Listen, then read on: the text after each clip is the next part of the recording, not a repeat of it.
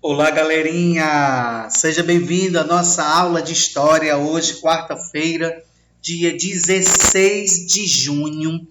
O nosso conteúdo de hoje é os primeiros anos de domínio português. Quem vos fala é o professor Wilkes do turno integral. Vamos lá. Esse período vai de 1500 até 1530 e é conhecido como período pré-colonial. Os portugueses envolvidos com o comércio asiático não tinham gente suficiente para iniciar o domínio efetivo do Brasil.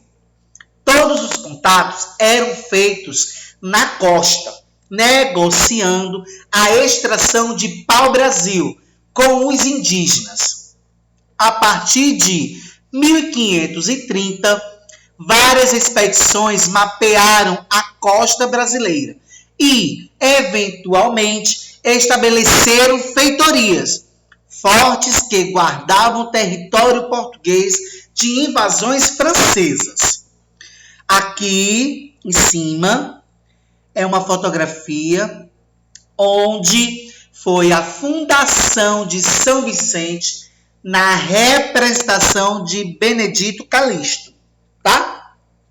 Nessa época foi muito importante a expedição comandada por Martim Afonso de Souza, que, em 1532, fundou a primeira vila brasileira, a São Vicente, e logo depois fundou a vila de Santo André, ambas no atual estado de São Paulo. Esse português trouxe para o Brasil as primeiras mudas da cana-de-açúcar e o seu cultivo desenvolveu-se em toda a faixa do litoral. Durante muitos anos, houve uma grande disputa com os franceses, mas após várias lutas, os portugueses conseguiram expulsá-los. Agora o período colonial. A gente falou sobre o pré-colonial, agora o período colonial, que ela começa em 1530, quando Portugal toma posse do Brasil. Esse período se estende até 1822, quando é proclamada a independência do Brasil.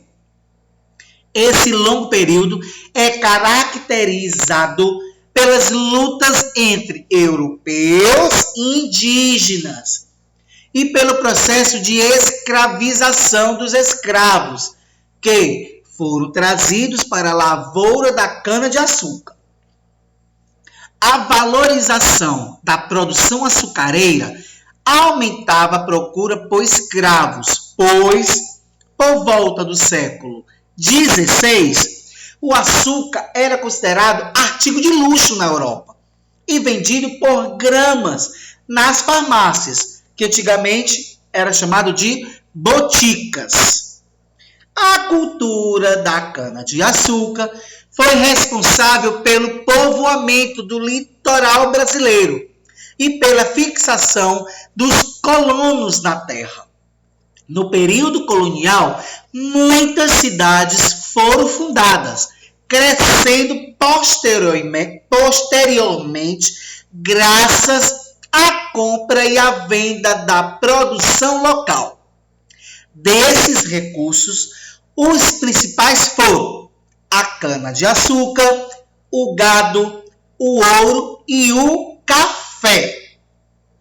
O período colonial foi o mais extenso da nossa história e foi nele que muitas revoltas aconteceram pela insatisfação com o domínio português e a cobrança de impostos. Nesse período, o povo brasileiro foi miscigenando-se, ou seja, as etnias começaram a se misturar. Aqui desse lado esquerdo aqui do vídeo que vocês estão vendo, os indígenas vivendo despreocupadamente e interagindo com a natureza, né?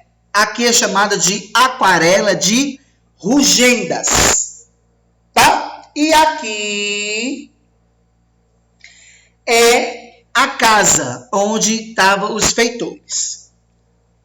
Para encerrar a nossa aula de hoje de história, vocês irão fixar as atividades nas páginas 102 e 104, ok? No livro de história, nas páginas 102 e 104. Quiser ler o capítulo sobre pré-colonial e período colonial, releiam para poder fazer as atividades, tá bom? Meu muito obrigado, até logo, se Deus quiser estaremos de volta. Tchau!